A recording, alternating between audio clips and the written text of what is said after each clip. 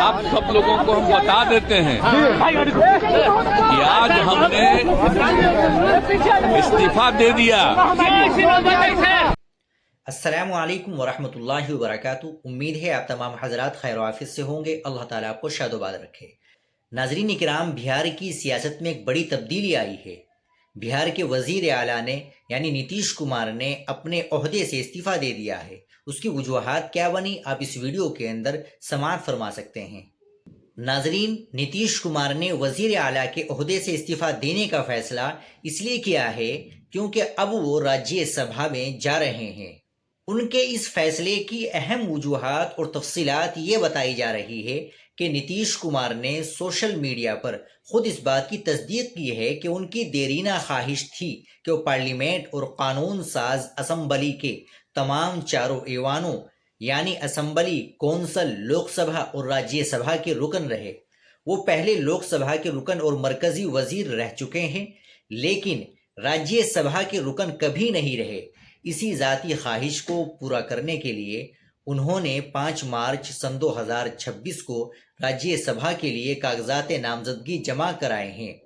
ज़राए के मुताबिक ये फैसला बीजेपी और जेडीयू के दरमियान एक तयशुदा मुआहिदे का हिस्सा लगता है। बीजेपी का पहला वजीर आला नीतीश कुमार के दस्तबरदार होने के बाद बिहार में पहली बार बीजेपी का अपना वजीर आला बनने का रास्ता साफ हो गया है। ऐसी कयास आराइया भी है कि उनके बेटे निशांत कुमार अब फ़आल सियासत में हिस्सा लेंगे और उन्हें नई हुकूमत में नायब वजीर आला यानी डिप्टी सीएम का ओहदा दिया जा सकता है। अगरचे अपोजिशन यानी खासतौर पर तेजस्वी यादव का कहना है कि बीजेपी ने उन्हें इस्तीफा देने पर मजबूर किया है, लेकिन नीतीश कुमार और उनकी पार्टी के रहनुमाओं का मौक़िफ़ है कि ये उनका अपना फैसला है ताकि वो कौमी सियासत में किरदार अदा कर सके। खुलासा ये है कि नीतीश कुमार ने तकरीबन 20 साल तक बिहार के वजीर आला रहने के बाद अब दिल्ली यानी मरकजी सियासत का रुख करने और राज्यसभा का रुकन बनने के लिए इस्तीफा देने का कदम उठाया है।